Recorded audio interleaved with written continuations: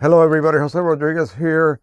It is a couple of days past Christmas Day, and I want to thank everyone for your support this past year. It's been amazing for the channel and myself. So thank you so much again, and I hope everyone had a wonderful Christmas and looking forward to a wonderful New Year's. Don't party too much now. I'm staying home. I'm not even going to step outside, to tell you the truth. I'm going to watch that event in Manhattan on my TV. But anyway, I wanted to discuss two things that I just read about just recently. In fact, today, I've been staying away from messing around with the channel practically all week. I needed a long rest from the chores that it is to keep up with the channels and the questions and videos and that sort of thing. But anyway, this has to be discussed. Someone was having some problems. This is going to be two non-related questions actually that were answered. I could do two videos, but I really don't feel like doing that. We'll just discuss it all in the same video. One was some weird scratches, and not just on the edge of the paper, like it mostly occurs if you have a curly paper or a paper that's too thick and you didn't set your gap correctly, and your print head then enters and sort of scrapes or at least smears some ink on the edges, but not necessarily over the surface of the paper, because by then the paper is held down nice and flat by the rollers. So what could be going on? These scratches, and I mean literally like somebody took sandpaper and rubbed them across random areas on this big print this poor person was making. And I feel for him because it happened to me. I was using a particular paper, I'm not going to name it, but it's a really, really good one that's no longer made. I wonder why. And I tried it on my P800. When that P800 that's over there now used to be here before this baby came along. And so here's what was happening. I kept hearing literally scraping, and I swear the emulsion or the coating was literally being scraped off. It looked like many little claws just doing this. And I thought, oh Lord, what's going on here? What could possibly be wrong with my printhead assembly? What is underneath causing this? It's supposed to be smooth. It's supposed to be nothing should be scratching any part of the print surface, especially once it is held down. You know what I mean? So, okay, so finally, I opened up the printer's lid, which often it doesn't let you do, but in this case, apparently the P800 allows you to do that. And I literally saw that the paper had buckled in many areas, depending on the amount of ink being laid down. I said, what the heck? That cannot be happening. That doesn't happen when I make a smaller print. It only happened when I made large prints. And again, just weird. Apparently, the settings that the paper's manufacturers were recommending caused too much ink density. In other words, too much ink liquid, if you will, to be laid down. And that was causing just random areas of the paper to literally buckle up. In other words, they were actually rising above and going beyond the clearance between the printer's nozzle plate and the surface of the paper, which is supposed to be perfectly flat. On a RC coated paper, that would never happen, okay? But this was one of those fine art, super luscious papers. And yeah, it buckled. So I looked high and low for a solution for this. I discussed this before this question was asked a long time ago, okay? You might go back and search and maybe find that. I had to literally adjust the ink density. I had to adjust the gap. I mean, custom adjust it to a fairly wide gap. I need to set it to a very slow pass and a halt.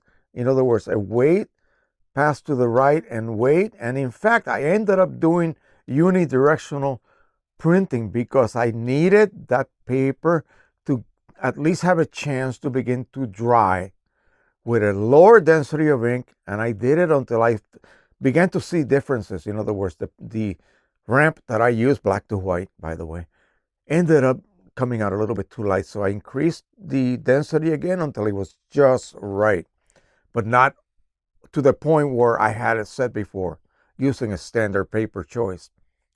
Weird. So you need to play around with that. You need to adjust your ink density. You need to adjust your plating gap and begin to use unidirectional printing.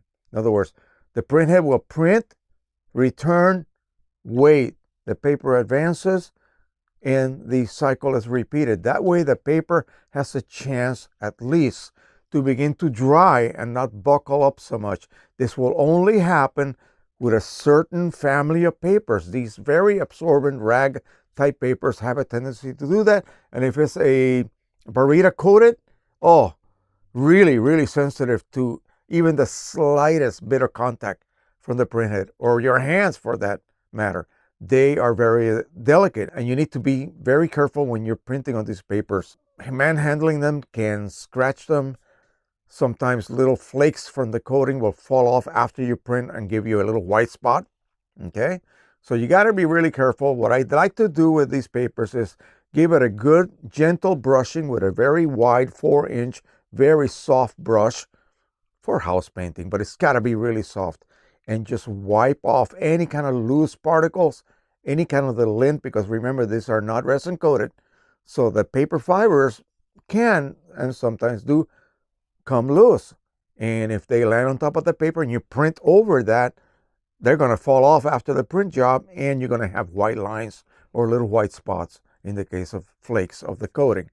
Yeah, really tricky. So it took me about a month, believe it or not, to get my settings just right so that I was laying down the minimum amount of ink. I was letting the printhead go as slow as possible. In other words, with a pause between each pass. And I had to set the gap to a very wide setting. And you could do that in the P800 driver. All of that stuff is in there. So anyway, that is that. That was solved. And as it turned out, the paper was discontinued and I ran out of it, and I just don't have any more. But that's something that can happen with other similar type papers. All right, the next question. P800 again, and a user was using the chipless solution firmware to turn your printer into an always full printer. In other words, the chips report always full. So does your maintenance cartridge. It will look empty regardless of how much ink you're dumping into it. So you got to keep really good close check on those cartridges. So he didn't want to bother with 80 milliliter cartridges. I guess it was a pain in the neck for him to check once a month. I couldn't imagine that. But anyway, that's what it was. And he bought 180 milliliter cartridges from China. Yeah. And so, yeah, now I don't have to check for maybe every 6 months. Well, here's the catch. Well, first of all, those cartridges don't fit. You cannot close the lid. You have to keep it open. You have to fool the sensor to allow you to keep that lid open and make it think that the lid is actually closed. So then, here's what happens mechanically. Yeah, it all sounds wonderful, by the way. Yeah, 180 milliliters of ink. Gosh, I never hardly ever have to check. And besides, the lid is open, I can constantly see how much ink is left. Here's the problem.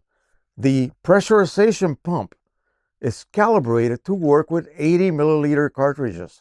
So as that bag is depleted, and these cartridges don't have bags, okay?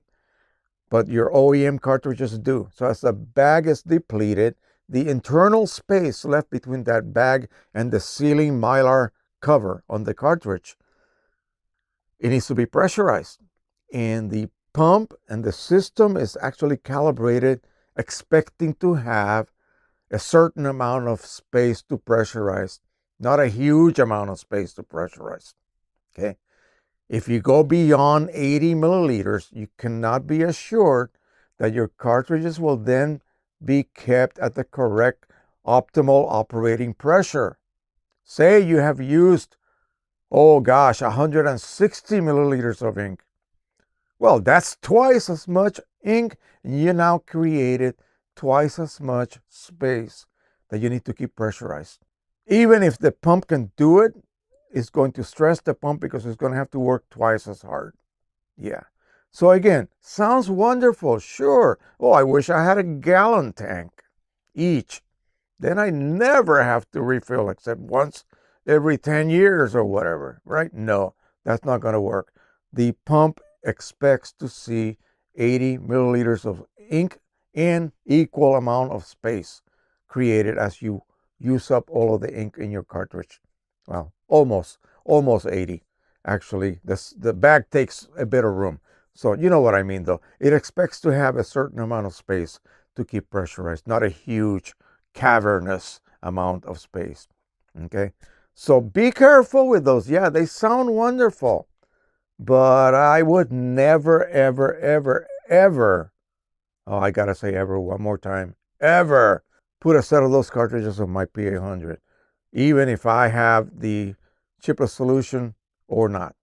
I don't like them. I don't like them at all, and I really don't recommend them. Now, you could go ahead and try them. If they work for you, great. Great, but not for me. I would never, ever use one of those when I can just use the 80 milliliter refillables, or even I could modify my own OEM ones. That would be the best ink delivery, I mean, in the world, as opposed to refillable cartridges, which do not come up to par as far as OEM cartridges themselves. Okay, so this is highly opinionated. Take it with a grain of salt. Just remember, I would never do that. Okay, I would never consider doing that. All right, thank you so much. That's it. Maybe tomorrow I will upload some more stuff if we have time. We're taking our son and Nathan down to Union Station in Washington, D.C. It is a yearly tradition at Christmas. We take the metro. The kid loves it. He sits with Grandpa. We go through the tunnels. We go underground. We see the big train yard and all of that good stuff, and we just have a blast. We'll have lunch there and then head on home and enjoy the rest of the day. All right, so that is it. Now remember, Sunday evening, live stream from now on every Sunday evening at 4 p.m. Eastern Standard Time, or Eastern Time, whatever, United States.